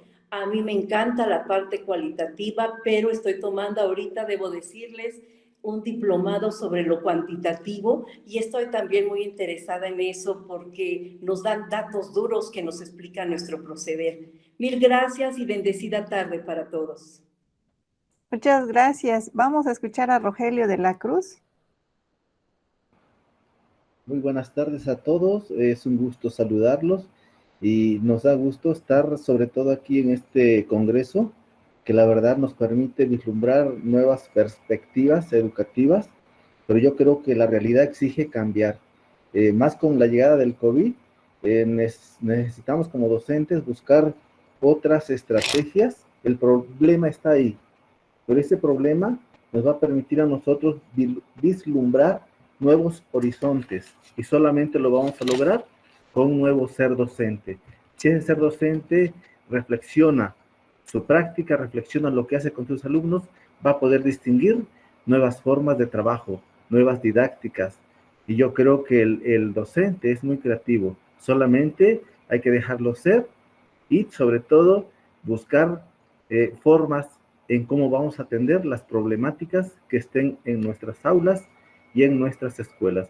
Muchas gracias y agradezco a todos. Me llevo muchos aprendizajes, la verdad, escuchando al maestro Florentino, escuchando a las demás ponentes o a los demás ponentes. Es interesante porque como que nos llega una refrescada en cuanto a lo que podemos hacer en nuestras aulas. Muchas gracias. Buenas noches. Muchas gracias a usted por sus comentarios. Vamos a escuchar a Delfino Hermilo, por favor. Sí, gracias, maestra Rosalba. Compañeros, únicamente pues también abonar un poco sobre lo que ya se ha vertido en esta mesa y también ya han señalado mis compañeros, la maestra Flor de María y el compañero Rogelio. La propuesta, pues que si fue a lo mejor por falta de tiempo, pero bueno, tuvimos que sujetarnos pues a los tiempos que normalmente se establecen, es en nuestra propuesta en esta ponencia es aspirar pues a ese nuevo ser, no perdernos en esta revolución digital, sino también estar muy atento a lo que nos dicen estos filósofos contemporáneos y con quien coincidimos ahí con el maestro Florentino, Byung-Chul Han, en lo tardomoderno, ¿no? Ese trabajo individualizado, convirtiendo a la sociedad en una máquina del rendimiento. Pero sobre todo, este autor, Byung-Chul Han, también nos propone sobre todo la pedagogía del mirar. Y en la pedagogía del mirar, bueno, pues hay que aprender a mirar, a pensar y hablar y escribir. Tal vez esta idea es demasiado condensada, pero que nosotros dilucidamos es que este autor propone que accedamos a una cultura superior y sobre todo llevar a los estudiantes, ¿sí?, a esa cultura superior, y bueno, también a través de estas historias de vida poderlos encauzar. Obviamente coincidimos con la ponencia de la compañera Isabel González, donde hay niveles de ansiedad, de estrés, que detona todo este panorama del COVID, y que necesitamos identificar mecanismos de trabajos, ¿sí?, para pues encauzar lo que es el paradigma pues pedagógico, ¿sí? Y bueno, por ahí coincidimos también en lo híbrido, etcétera, etcétera, ¿no? Y bueno, agradecemos pues también aquí a la institución, al CRESUR, por abrir estos espacios, y pues muchas felicidades a todos mis compañeros, colegas de esta mesa. Felicidades. Gracias, compañero. Vamos a escuchar finalmente al doctor Florentino.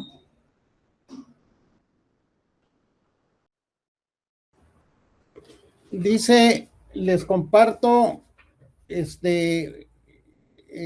a propósito de los maestros y del tan esperado y tan incierto lunes que se acerca, lo que acabo de leer de Ángel Díaz Barriga. Regreso que no regreso, cuando se encuentra la vida y dinámica escolar cancelada, en donde lo que se enfatizan son una serie de normas que solo crean un ambiente altamente burocratizado.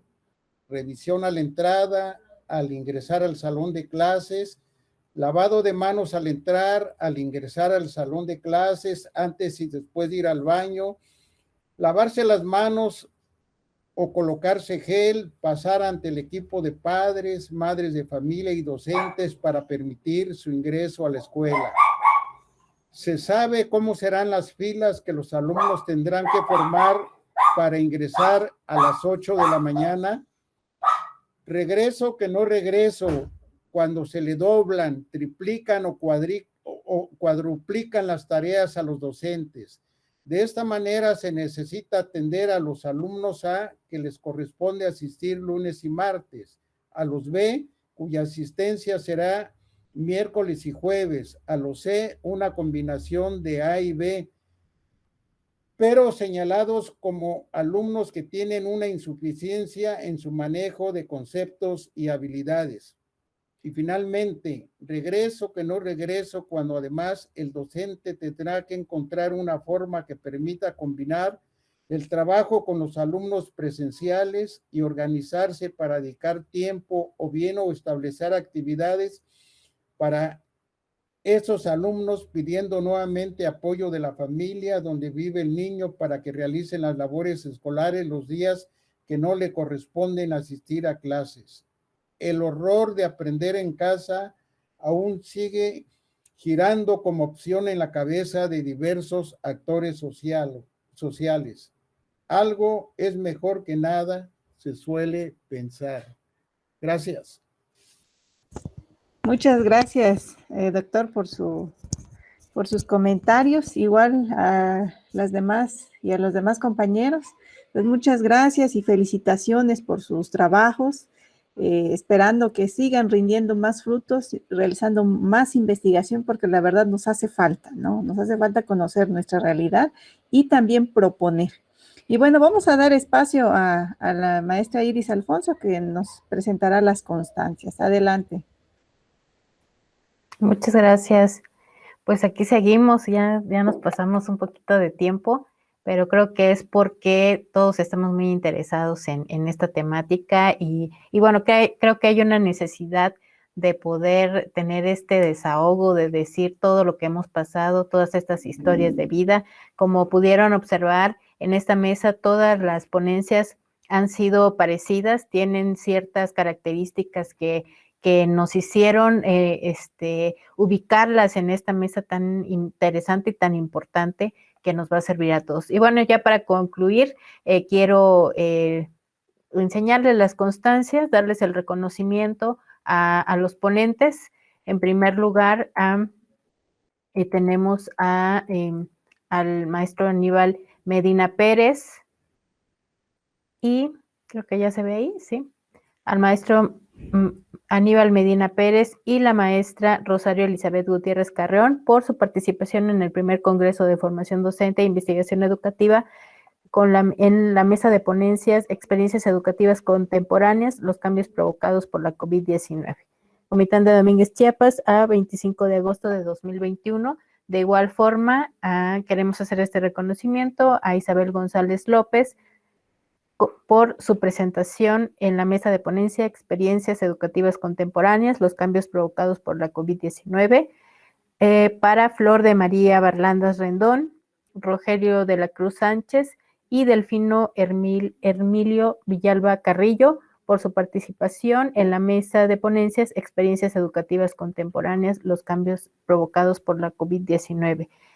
También a Olga Ríos Jaramillo, por la presentación de su ponencia en esta mesa. Y por último, a la doctora Nancy Chigo Toto y al doctor Florentino Pérez Pérez por su participación en la mesa de ponencias Experiencias Educativas Contemporáneas, los cambios provocados por la COVID-19. Les vamos a hacer llegar las constancias a sus correos electrónicos y bueno, no me queda más que agradecer por su participación y decirles que estamos a la orden por cualquier inquietud. Los esperamos el día de mañana a partir de las 10 para la siguiente conferencia magistral. Muchas gracias, buenas noches, que descanses. Gracias, muchas gracias, maestra Iris. Muchas gracias, hasta luego.